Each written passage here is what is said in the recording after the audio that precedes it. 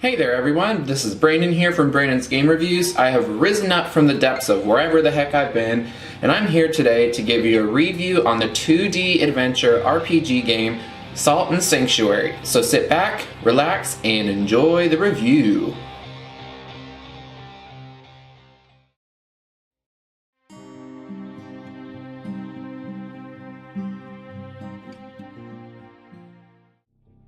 Salt and Sanctuary has you create a cute little character that is on a ship with a princess in tow. The world is in a state of war, and your mission with the princess is of the utmost importance. Suddenly, your ship is attacked by bandits and a terrifying sea creature, leaving you as potentially the sole survivor of the wreck. You wash up on a mysterious shore and progress onward in hopes of finding the princess and completing your mission. Along the way, however, that goal seems to fall to the wayside, and uncovering the mystery of the island and how to escape it alive quickly manifests as your true goal. You also meet non-playable characters throughout the adventure that never have too much of an impact on the story, but definitely add a sense of world building and minor solace on that lonely, dangerous island. There's also this character who to me always looked like a demonic scarecrow, and my god, he makes for some of the most unsettling moments in the game when you run into him. And there is an excellent mystery built up throughout the game as to who he is and what he wants. In the end, the story in Salt and Sanctuary is honestly nothing too special, but it has interesting lore to uncover, and once the mysteries unfold towards the end, it definitely gives you a sense of awe and satisfaction. I'm going to rate the story in the game an 8 out of 10.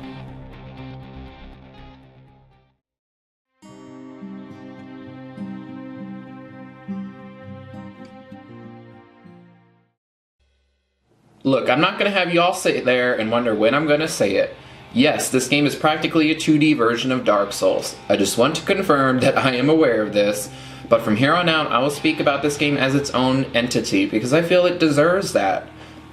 You start out by creating an odd but also kind of adorable looking character. You choose their appearance and their starting class. I will say I was a bit disappointed with the character creation, at least in comparison to other games with character creators.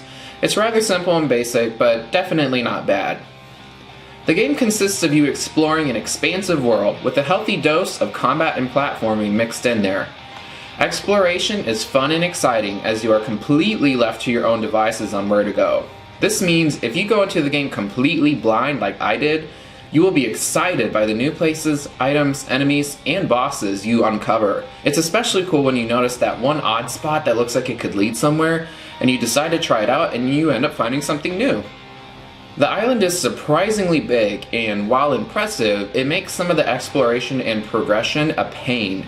Considering the game is 2D, there isn't a 3D physical space that gives you visual cues to let you know where you are and what's ahead. Think to other games how you can look off in the distance and see the areas that are ahead of you or areas that you've just come from. You don't get that in this 2D space.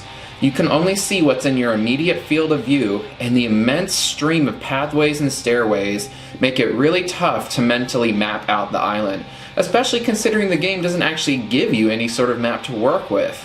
That was a somewhat cruel decision on the game developer's part, if you ask me. There were just a few too many points where I had literally no clue where to go, spending so much time re-exploring every room I've already been to. However, this is helped a bit by how the different areas interconnect to one another, with certain doors and pathways that lead you right back to areas you've already been to. This seriously impressed me at times. Moving on to combat. It is fun, exciting, and visceral. I love the way they allow you to chain your light attacks with your heavy attacks for some seriously useful combos. When I first found this out, I was ecstatic and just kept launching enemies up in the air with my straight sword combo. There are a huge variety of enemies and bosses to test your skills, and your skills will be tested, no worries there. The combat can be tough and downright punishing if you don't learn to be patient and figure out enemy patterns and weaknesses. This makes besting tough enemies and bosses rewarding and satisfying. And about the bosses, they are definitely well done. Many of them are well balanced between difficulty, fairness, and fun. Of course, there are some painfully easy ones, some painfully boring ones, and a few bullshit ones, but on the whole, I enjoyed the bosses in the game and was always excited when I reached a new one. I will say that the difficulty in this game can be inconsistent at times. There were sessions where I would get through 5 bosses in their areas without dying once, no joke, and then there were other times where one boss, one small room, or one platforming segment would kill me over and over and over and over again.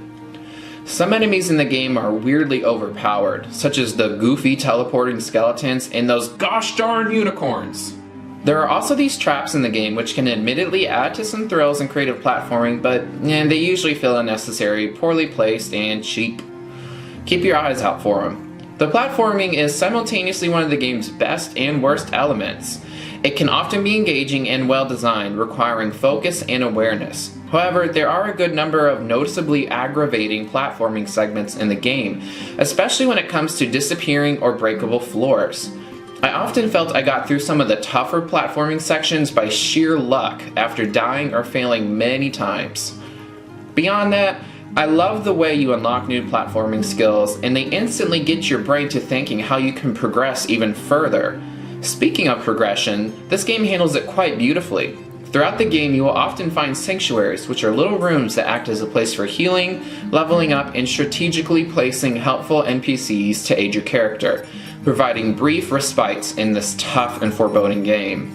You gain salt and gold from defeating enemies and looting treasures, which you then use at sanctuaries for leveling up your character, skills, and equipment, as well as purchasing items.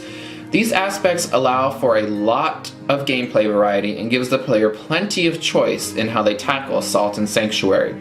Adding to that choice and variety is the skill tree, or as the game calls it, the tree of skill. The skill tree is really well done, allowing you to strategically upgrade your character in multiple ways to access certain skills and abilities. I loved seeing myself get gradually stronger as the game went on and using the many tools at my disposal to take on the threats in the game, and I found that made my experience all the more enjoyable. I know this section went on for a while, but Salt and Sanctuary has a lot of depth to its gameplay for a 2D game. I do have to say that the gameplay can be rather frustrating and almost unfair at some points, thanks to unnecessarily difficult platforming segments, a few overpowered enemies, cheap traps, and the occasional clunky mechanic. But the pros ultimately outweigh the cons, and I seriously had a lot of fun majority of the time. Whew, after all that, I'm going to rate the gameplay an 8.5 out of 10.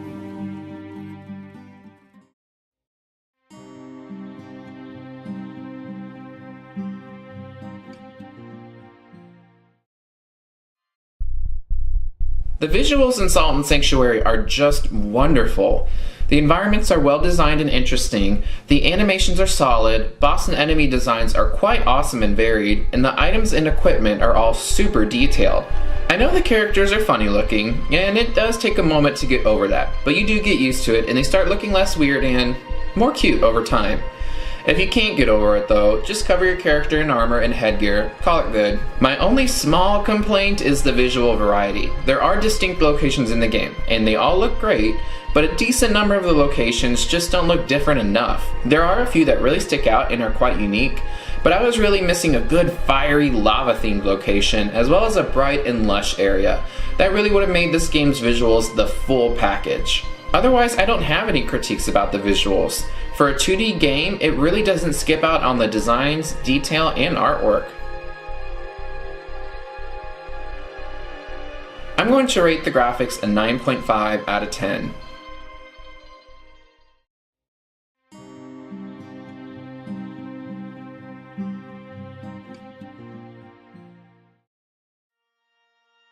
The atmosphere of Salt and Sanctuary has to be one of its strongest elements. It truly is an interesting and engaging experience from start to end. There is always an excellent sense of exploration, discovery, intrigue, as well as dread and fear. I was genuinely engrossed in this game and constantly found myself dying to come back so I could discover and conquer more of the islands. Even after finishing the game and moving on to another title, I still have this real itch to go back, play some more, and get sucked into that world again. It's that engrossing. The ambiance, minute but well done soundtrack, and exploration all work together beautifully to draw you into this mystical experience. And that's a really good word to sum up the feeling this game evokes. Mystical. I'm going to rate the atmosphere a 10 out of 10.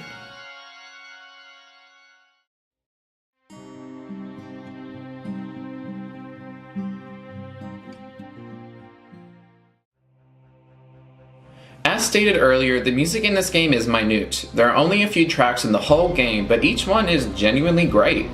There is a surprisingly high quality to each track, which makes the few occurrences where the tracks appear all the sweeter. The sound effects and ambiance are also high quality. Sound effects in the game are very distinct, with enemies, locations, and character actions all having obvious auditory cues that let you know exactly what is going on around you. I do wish the game had a larger soundtrack. It would have spiced things up a bit more, you know? But what's there is genuinely amazing. I rate this section a 9.5 out of 10.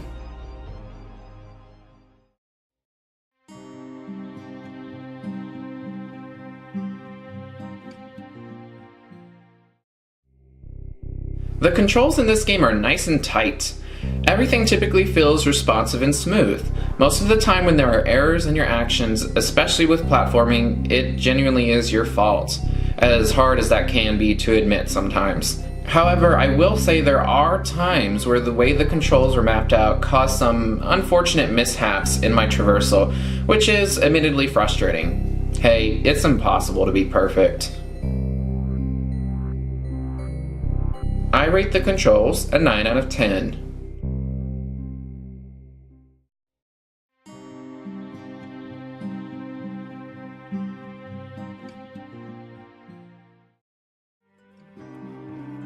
Overall, Salt and Sanctuary is a game that does not get enough attention. It is such a genuinely fun, engaging, and painstakingly well-crafted experience, and I seriously wish more people talked about it. It definitely isn't an experience for everyone. You have to like this type of punishing but highly rewarding gameplay. It requires patience, precision, and thought. And yeah, it can be frustrating at points due to some unfair mechanics throughout the experience as well as the high difficulty. It could also benefit from a bit more location variety and a pumped up soundtrack, but I will refer to an earlier quote of mine and say that the pros highly outweigh the cons. This is a fantastic game that any Souls series or 2D adventure gaming fan should add to their collection. If it has the same effect on you that it did on me, this game will have you hooked from beginning to end, always leaving you hungry for more places to explore and challenges to conquer. Salt and Sanctuary will go down as one of my all-time favorites. I'm so glad I decided to get it.